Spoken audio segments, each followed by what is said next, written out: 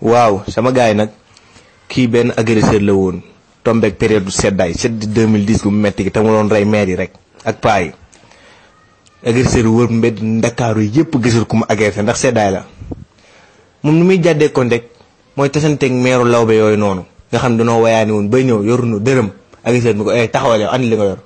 maire bi na ko de doom yoruma dara maa ngi nii ngeen di li ma demoon aw ma fa dara damaa wayaan ba sonn kenn mayu ma dara mu ne ko waa léegi topp ma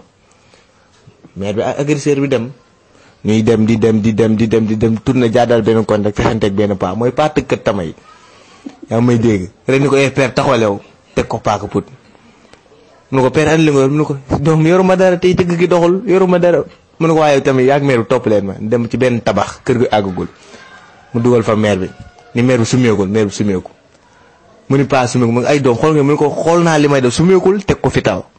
paa bi sumeeku basir mu ne ko acca roof ko maire bi paa beeg maire bi nekk ci agresseur xam ne paa baa ngi waaj a daanu mu ni paa bi roof bi paa bi ni ko feu tiiral feu daanu rek baa dee feu